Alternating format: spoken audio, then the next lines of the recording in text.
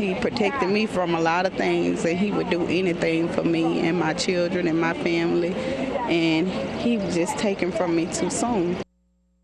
We have the latest information on the shootings in Montgomery County that left 3 people dead and another person injured. Good morning. It's Thursday, April 28, 2016. I'm Riley Hale. Kandace Red has the morning off. Let's get straight to the weather real quick, and then we will talk some news. Today is going to be a fairly sunny day. Temperatures should be able to make it into the mid-80s. Out towards Greenwood, they could possibly get into the upper 80s. Plenty of sunshine for everybody across the Delta, and just a very light wind today, so it's actually going to be pretty warm out there as our dew points are staying on the steamy side as well. More on your weather in just a little bit, but let's get back to the news. Police are investigating a triple homicide in Montgomery County.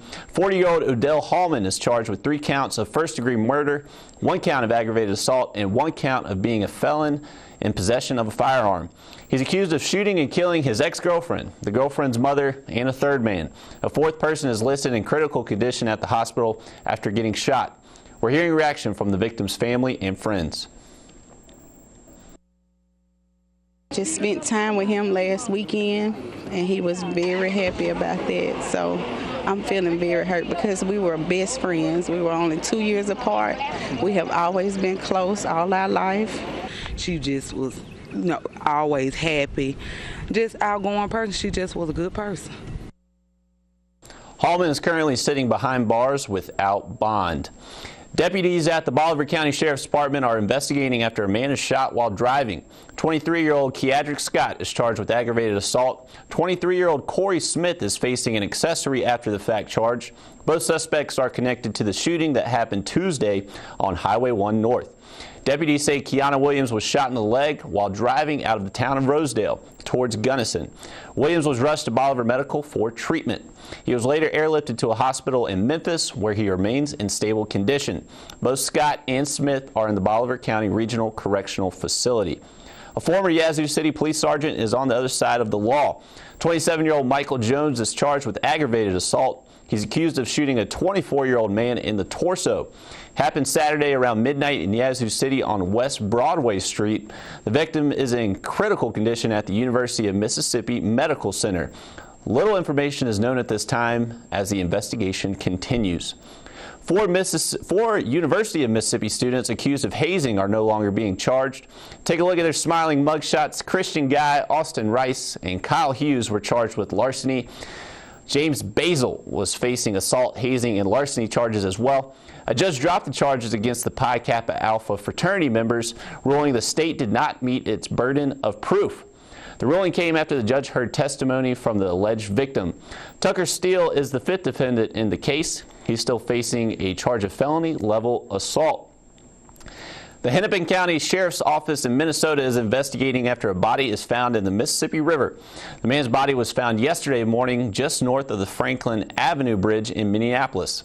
The medical examiner's office is working to identify the man and how he died.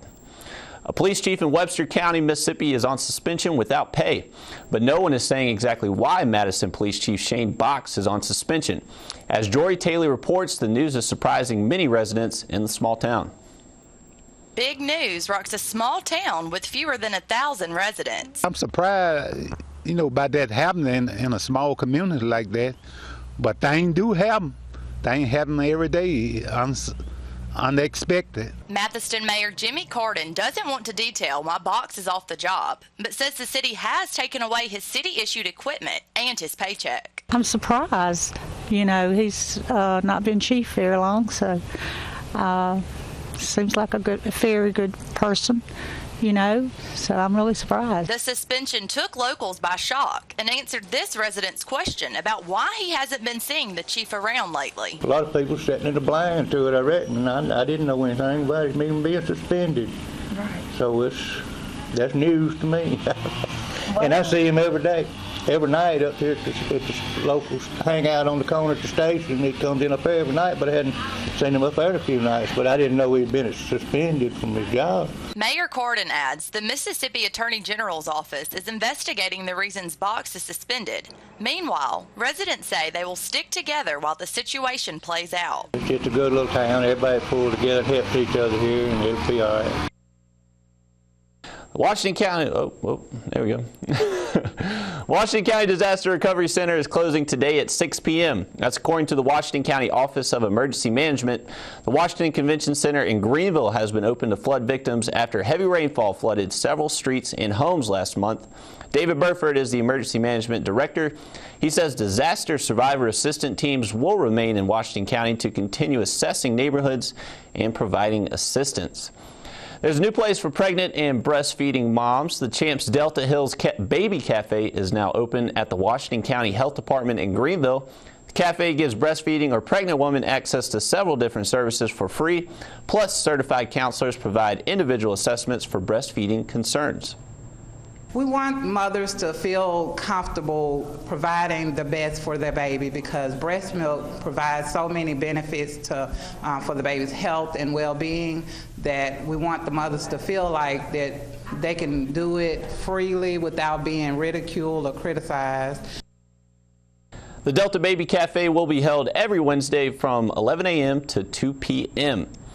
And this morning's Delta Chat question, we are asking y'all, do you trust the government? Why or why not? Sorry, folks, we are short-staffed today, so we are not able to provide DC comments on Facebook. But just a personal monologue, I don't think any of us trust the government. I think they're all very corrupt and funded by corporations. Let's take a look at our weather for today. So highs should be able to make it into the mid to upper 80s. Plenty of sunshine, not setting any records, but temperatures will be about 10 degrees above average. And I will have more on your weather coming up after the break.